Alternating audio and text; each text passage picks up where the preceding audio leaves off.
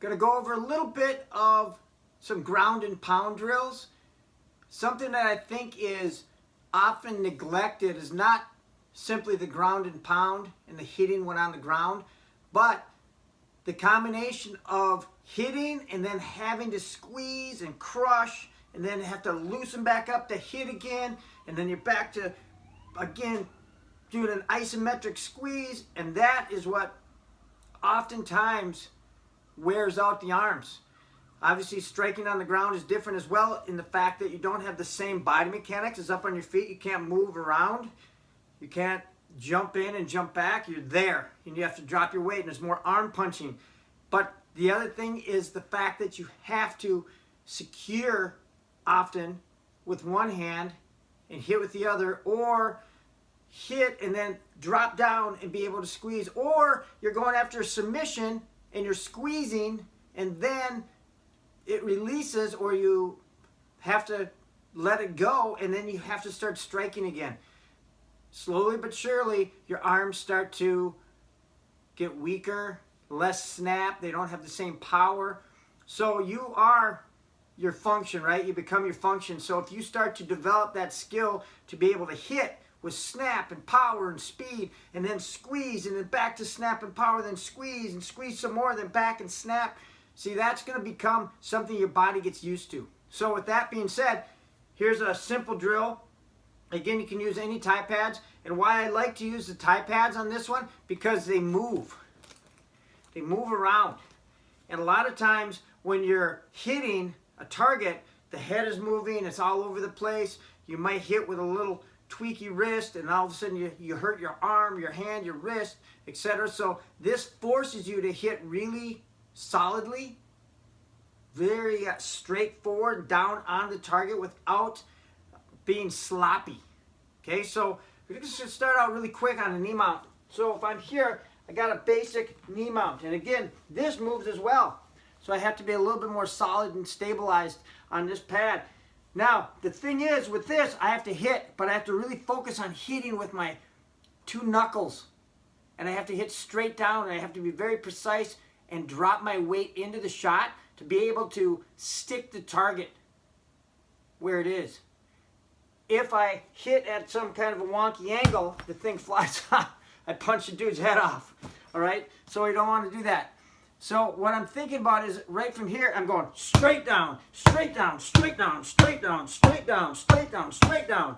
So you're really driving that punch down. The other thing is you have to have your wrist in a strong position.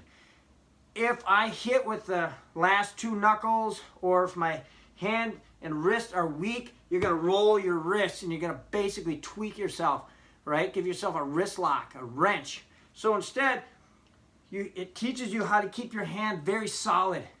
So again, you're hitting, hit, hit, hit, hit, hit, hit, hit, hit, hit. All right, so you have to be very solid with your strikes. Now, in conjunction with your hitting, you could be doing, obviously, just straight down hits. You could be hammer fisting. You could be dropping elbows. All right, as you're hitting, you might hit with one, stick the punch, stick the punch, stick the punch. You might be going more pop, pop, pop with one hand, straight down, pop, pop, pop, pop. Smaller blows, holding it, hitting sideways, sideways, sideways, sideways, sideways, sideways, so that you're hitting with different angles. This is important because, again, a lot of times people hit without really thinking how are they actually landing on a round head that's going to move. It's very easy to tweak your wrists. Now, obviously, if your hands are all taped up, really solidifying your wrists, then you have some gloves over the top of that, things change. But obviously, you hit wrong, you hit wrong. You hit with the wrong part of your hand, especially when there's no give and there's a canvas or something behind it and there's no give and your wrist rolls, you got a problem. All right? So, first and foremost, just learning how to punch with precision, accuracy, and really being precise with how your fist lands on the target.